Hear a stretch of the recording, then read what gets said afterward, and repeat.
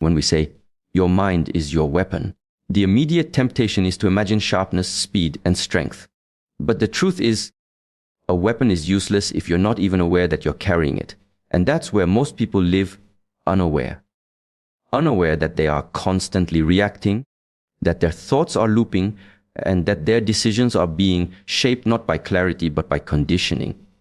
You cannot sharpen what you haven't first observed. So the first step, the first edge of this mental weapon is awareness. Without awareness, you are not using the mind. You are being used by it. You are not thinking, thinking is happening to you. There's a crucial distinction. Most people are not thinking. Most people are just remembering. Their responses are patterns. Trigger, reaction. Input, habitual, output. Over time, this unconscious repetition builds a prison so comfortable that you mistake it for your personality. This is just who I am, people say. No, it's who you became without paying attention. Awareness interrupts that automatic flow. It is the art of stepping back from your mind just enough to see its machinery, not to judge it, not to suppress it, but to observe it with stillness. That stillness is power. Because when you can witness your mind without being dragged by it, you are free to choose differently. Free to cut the pattern, free to respond, not react. But this is not something you switch on overnight. Awareness is not a light you flick, it's a flame you nurture. It requires practice, patience, and humility. You begin by watching. Watch how your thoughts arise. Where do they come from? What emotion fuels them? Are they rooted in truth or in memory? Just this observation begins to create space between stimulus and response, and in that space, freedom lives. A weapon must be held with still hands. If your grip is trembling, if your attention is scattered, you will strike poorly or not at all. Awareness trains the hand. It steadies your internal state. And here's the paradox: awareness is not about control in the rigid sense. It is not force, it is presence. And presence is the state in which your mind becomes fluid, sharp, and responsive. It's like water that reflects without distortion. When your awareness is clean, your perception is accurate. And accurate perception is the foundation of wise action. This is why silence matters. Not just the absence of noise, but the presence of inner quiet. Go somewhere where the world isn't yelling at you. Sit, breathe, observe. At first, your mind will fight back. It doesn't like to be watched. It will throw thoughts at you like stones in a river, hoping you chase them. Don't. Let them pass. Watch long enough and you will start to notice the patterns behind the thoughts. You'll see the same fears disguised in different language, the same cravings wearing new costumes. And that moment of recognition, that is the beginning of transformation. Because now you see clearly. Now you know what you're working with. You're no longer blind to the battlefield. You can see the terrain of your own mind. You see where you lose yourself. You see where your energy leaks. And once you see, you cannot unsee. That's the gift of awareness. It changes you without force. Awareness is the trigger. It's what pulls you out of reaction and into reflection. Without it, no other tool matters. With it, even silence becomes a weapon. Let that settle in your mind. Nothing changes until you observe it. And once you truly observe it, it cannot stay the same. Once awareness is developed, the next challenge begins. What do you do with what you've seen? It's not enough to notice your thoughts. You must now take responsibility for them. Your mind, if not mastered, will master you. And it does so quietly, not with force, but with persuasion. It speaks in your own voice. It rationalizes fear. It justifies procrastination. It masks insecurity as humility and laziness as rest. Left unchecked, the mind can become your greatest enemy. But directed with discipline, it becomes your most powerful ally. The mind is like a blade. But a blade, if left unattended, rusts. And if used without skill, it can wound its wielder. This is why you must learn to direct your thoughts with precision. Not randomly, not emotionally, but with intention. Every day, hundreds of thoughts arise. Most of them are habitual echoes from the past, old fears, repeated judgments, inherited beliefs. If you don't choose which ones to feed, you will live in a story that was never yours to begin with. There's a subtle but dangerous illusion most people fall into. They believe that every thought they think must be true because it came from their own mind. This is the trap. Your mind is not a truth teller by default. It is a storyteller. It tells you what you've trained it to repeat, and if you've never trained it, then someone else has, through society, school, trauma, media, or memory. So ask yourself who trained your mind, And more importantly, are you now willing to reclaim control? Thought mastery begins with a very honest practice. Questioning. Whenever a strong thought arises, especially a negative one, ask, is this useful? Is this true? Is this mine? Sometimes the mind throws thoughts at you like a scared child trying to protect itself. Don't punish it. Understand it. But also don't obey it blindly. Just because a thought is loud doesn't mean it's right. Just because it feels familiar doesn't mean it serves you.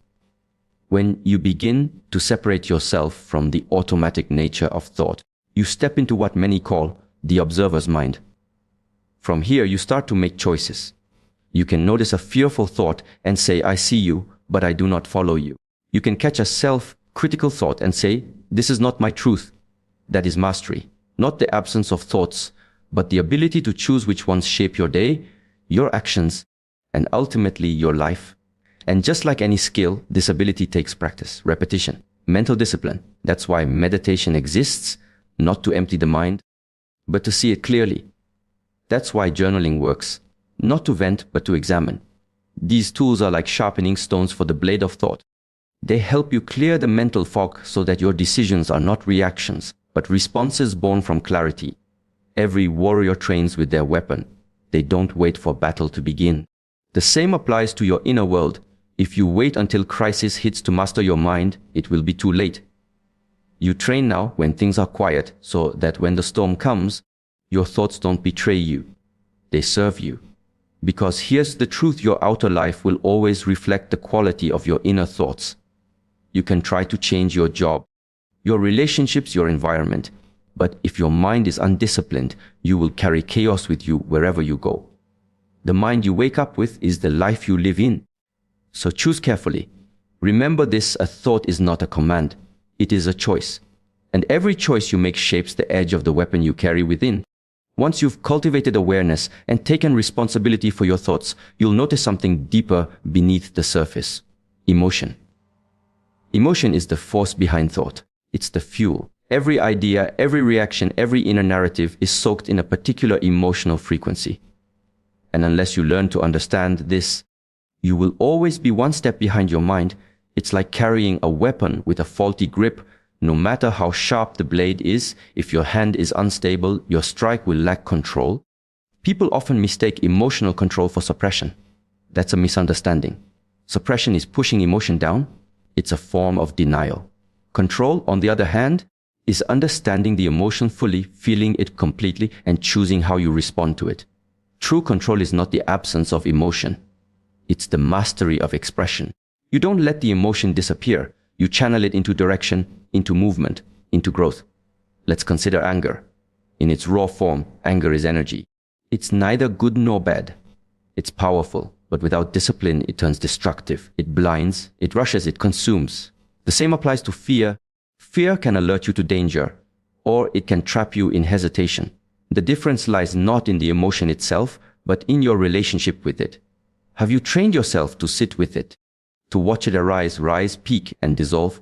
Or do you let it hijack your behavior every time it knocks? This is why emotional awareness is an essential layer of mental mastery. Thoughts are often the surface level ripples, but emotion is the undercurrent. And unless you learn to see what's driving your thoughts, your reactions will always be one step ahead of your awareness. To use your mind as a weapon, you must stabilize the emotions behind it. A warrior who panics cannot aim. A warrior who is too eager, too prideful, too reactive strikes at the wrong time. In the battlefield of life, emotion without understanding becomes self-sabotage. So how do you begin this emotional training? Start by observing without labeling. Notice when emotion arises, but don't name it immediately. When you label too quickly, I'm angry, I'm anxious, I'm sad, you lock yourself into a mental framework. Instead, feel it. Observe the physical sensations. Where does it live in your body? How long does it last when you don't feed it with thought? What does it want you to do? Then ask the deeper question. Is this emotion a reaction to truth or to an assumption? Often, our emotions are not responses to reality, but to stories we've created in our heads. We imagine an outcome. We judge a situation, we attach a meaning, and then we feel. When you realize this, a shift occurs. You begin to reclaim your power. You stop reacting. You start responding. And this response doesn't come from detachment. It comes from inner stability. When you are grounded emotionally, you can move through high-pressure situations with precision. You speak clearly even when others are yelling. You act deliberately even when others panic. This is real power. Not loud, not aggressive, but calm-centered, immovable. Imagine two swordsmen. One flails wildly, fueled by rage. The other waits, silent, focused breathing. Who strikes with more precision? Who controls the moment? The answer is clear. The same principle applies to life. Your emotional mastery determines whether your mind serves you or betrays you when it matters most. So remember this: you cannot control the wave, but you can learn to ride it. Emotion is the wave, your awareness is the board, and your mastery is the balance. If you learn to ride it well, no storm can drown you. Once your awareness sharpens and your emotional center stabilizes, the next challenge is learning how to direct that power. Because no matter how powerful the weapon, if it's constantly pointed in the wrong direction, it becomes useless or even dangerous. And in the modern world, the greatest enemy of direction is distraction. It's subtle, it's constant, and it's everywhere. This is why focus is not just a tool, it is your blade. Without it, your mind becomes dull, scattered, and reactive. With it, you cut through chaos. Focus is not just about paying attention.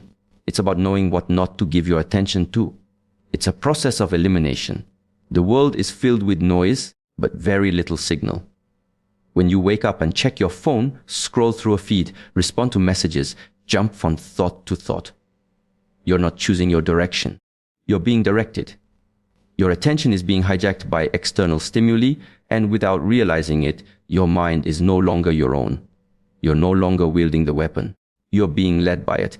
True focus begins when you reclaim the authority to decide what matters right now. And it doesn't always look like extreme productivity or aggressive action. Often it looks like stillness. It looks like choosing one thing and doing it completely. No multitasking, no switching, just presence. That presence is what sharpens your blade. It deepens your understanding. It strengthens the connection between thought, action, and result. But focus also requires sacrifice. You cannot be focused and comfortable at the same time, because focus demands that you say no, no to comfort, no to distraction, no to the temporary pleasure of ease. This is difficult, especially in a world that profits from your inattention. Algorithms are designed to break your focus. Advertisements are engineered to steal it. Even your own thoughts, conditioned by years of compulsive stimulation, will fight you when you try to direct your mind inward. So training focus is not just about managing your attention. It's about protecting it. Creating environments where clarity is possible. Setting boundaries around your time. Cultivating practices like breath work, deep work, or silence that train your nervous system to settle into a single task. When you master this, even mundane activities become profound. A simple conversation becomes deeper. A single hour of work becomes more impactful than a whole distracted day. And it's not just about external results. Internally, focused living gives you a sense of control, clarity, and power. You stop feeling overwhelmed because you're no longer trying to hold everything at once. You're not fragmented, you're aligned. Like a sword held in both hands, strong, stable, and ready. Some people wait for motivation before they focus, but focus is not emotional. It's not a mood, it's a decision. You decide that this is what matters. You decide that you will not be pulled in 10 directions. You decide that you would rather be fully present in one thing than scattered across many. And that decision, repeated daily, is how the mind becomes a weapon of precision. Because in the end, the mind doesn't need more stimulation. It needs discipline. And discipline begins with focus. When your focus becomes unshakable, you move through life differently. You're not rushing. You're not chasing. You're cutting through. So remember this: your focus is your edge. Protect it, train it, direct it. In a world of noise, the sharpest mind is the one that stays silent long enough to know where to strike. Once you've built awareness, claimed control over your thoughts, steadied your emotions, and honed your focus, there is one more layer that completes the cycle of mastery: discipline in action. Because what is the point of a weapon, no matter how sharp, if it never leaves its sheath? Mental strength is not proven in what you think about. It's proven in what you do. In how consistently you show up, especially when comfort whispers, "Not today." Especially when no one is watching. Especially when the results haven't yet arrived. Discipline is the bridge between intention and reality. It's what transforms thought into movement, vision into embodiment. And here's what most people misunderstand about discipline. It's not a form of punishment. It's not about deprivation or pushing yourself with brute force. It's about alignment. When your actions consistently reflect your values, your direction, and your inner clarity, that is discipline. And that kind of alignment gives birth to confidence. Without discipline, your thoughts remain potential, possibilities, nothing more. The mind can be filled with powerful ideas, but if you don't follow through, those ideas become burdens. They weigh on you. Unlived potential is one of the heaviest things a person can carry. That's why procrastination is so draining, not because of the task itself, but because you've betrayed your own promise again and again. Discipline is how you restore integrity within yourself. It's how you become someone you can trust. And it begins small. Not grand declarations or intense bursts of motivation. It begins with a simple question: can I keep my word to myself today? Can I do the thing I said I would do, even if it's uncomfortable, even if it's inconvenient? That's the training. Not once. Every day. In the silence. In the repetition. Discipline is built in the moments no one claps for. Now understand, your mind will resist. It will try to convince you to take the easier path. It will use every trick, justification, negotiation, even false logic. It will say, I'll do it tomorrow, or just this once won't matter, or you deserve a break. And it's not lying, it's protecting you from discomfort. But growth lives on the other side of discomfort. Every time you choose discipline over excuse, you're not just doing the task, you're training your mind to obey direction, not impulse. Discipline also teaches humility, because you won't always feel strong. Some days you will struggle. Some days you will fall short. And that's part of the process. Real discipline doesn't mean perfection. It means consistency, the ability to begin again, to return to the path even after drifting. This steadiness, this returning, is how mastery is formed. Not by doing extraordinary things once, but by doing simple things repeatedly with extraordinary intention. Eventually, your discipline becomes identity. You no longer think of it as something you have to do. It becomes who you are. It becomes the rhythm of your life. And at that point, you stop negotiating with yourself. You don't ask, do I feel like it? You simply act, and your actions reflect the inner clarity you've cultivated from the very beginning of this journey. The mind is a weapon, but discipline is the hand that guides it. Without discipline, the mind is like a wild blade, swinging without direction, cutting without aim. But with discipline, the mind becomes a tool of peace, progress, and purpose. So remember this: discipline is not what you do when it's easy. It's what you do when it's hard, and you do it anyway. Because you've decided who you are, and every action you take is a vote for that identity. When awareness becomes your foundation, thought your responsibility, emotion your companion, focus your edge, and discipline your path, there emerges one final truth: a sharpened mind must serve a purpose. Without a higher aim, all that inner strength risks becoming hollow. The weapon you've spent time forging must not just be carried, it must be used in service of something beyond yourself. Otherwise, all that mastery collapses into ego, control, or stagnation. Purpose gives the mind its true direction. It transforms your mental power from survival into meaning. When you have a clear sense of why you're doing what you're doing, your struggles stop feeling like punishment. They begin to feel like preparation. Pain becomes a lesson. Failure becomes fuel. Purpose is what turns all suffering into service, all discipline into devotion. It's not found in books or borrowed from others. It is something you uncover by looking directly at your life and asking, what am I truly here to give? This is not an abstract question. It's not philosophy to impress people at a dinner table. It's a practical, personal inquiry. What do you want your mind to fight for? Because if you don't choose, the world will decide for you. And most of what it offers is empty: fame, validation, attention, comfort. But those things fade. They leave you hungry for more. A purposeful life, on the other hand, feeds your soul. It connects your daily actions with something timeless. When you live without purpose, even the sharpest mind becomes dangerous. It turns inward, becomes obsessive, cynical, restless. You begin to see life as a competition, not a contribution. But when purpose anchors you, your mind gains clarity. You begin to think beyond yourself. You ask better questions. You build better habits. You form deeper connections, not because you're trying to gain something, but because you're trying to give something. Purpose doesn't always have to be grand or public. It doesn't mean starting a movement or becoming a symbol. Sometimes, your purpose is quiet, to love someone fully, to raise a child with wisdom, to build something meaningful in your corner of the world, to heal what was broken in you, and offer that healing to others. The size doesn't matter. The sincerity does. When your mind serves a purpose rooted in sincerity, you become unstoppable. Not because you're invincible, but because you're committed. And this is when the true shift occurs. You no longer need external motivation. You no longer wait for inspiration. The path becomes internal. You walk it because it's yours. Your awareness watches over your thoughts. Your thoughts channel your emotions. Your emotions fuel your focus. Your focus feeds your discipline. And your discipline delivers your purpose. Everything becomes one flow, one alignment, one inner weapon, sharpened, stable, and silent.